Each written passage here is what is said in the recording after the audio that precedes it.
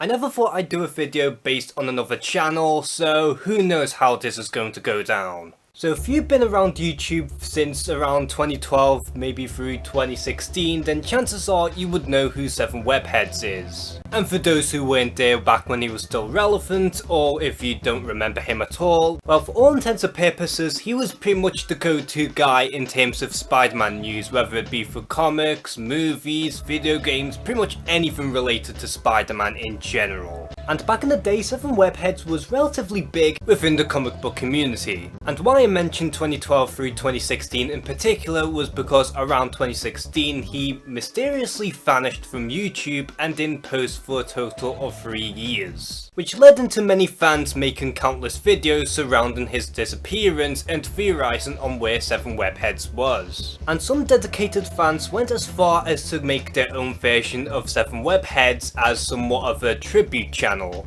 And if you look back on some of his older videos, then it is pretty clear to me on as to why he still has this loyal fan base, and that's because, to me at least, I did feel that he was relatively unique, he was down to earth, and he covered pretty much anything in relation to Spider-Man. And even after his sudden disappearance, I was still hoping that he was safe and that he was doing new things. But recently it has came to light in that 7WebHeads did sell the channel to another company. The company in question being the FandomWire, in which I am aware that they are pretty big in terms of the Facebook landscape. And essentially FandomWire is a company that mostly covers pop culture news, as well as doing some reviews and even some trailer breakdowns.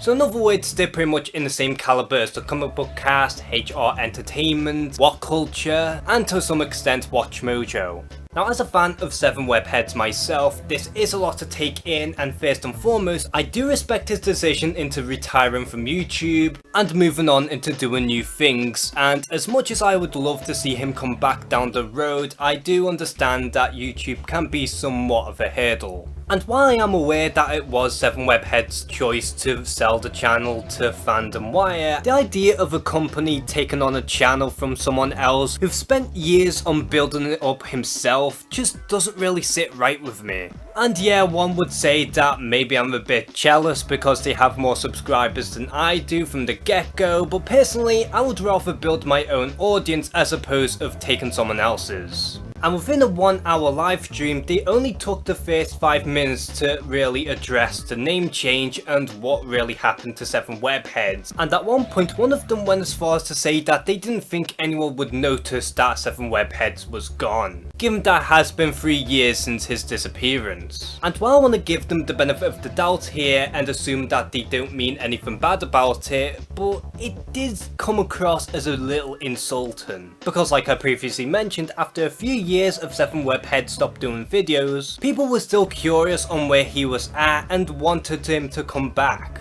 Now, I'm sure that everyone in FandomWire are nice people and want to do good by making new content for their new fan base, but to me, a big company such as them should have just made their own channel and left 7WebHeads alone. Because so far, a lot of people seem to resent FandomWire purely because they bought 7WebHeads' channel, not to mention that they don't really bring much new in terms of content, and given that they're so big on Facebook, they could have just easily made their own channel and then just promoted it through Facebook, and then they probably would have had just about the same amount of subscribers as they do now.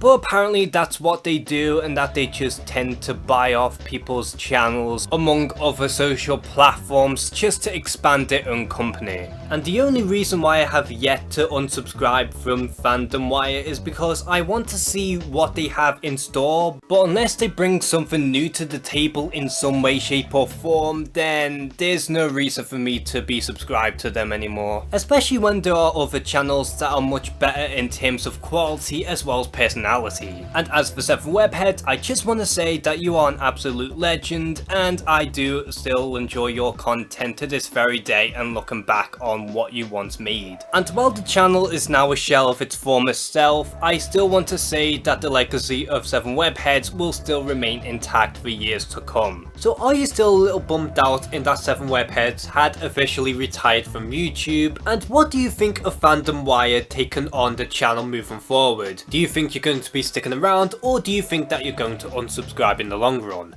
Comment below and share some thoughts, and as always, thank you guys for watching this video. Please like and subscribe, please don't send hate over to FandomWire, and try and give them the benefit of the doubt. Take care and have a good one.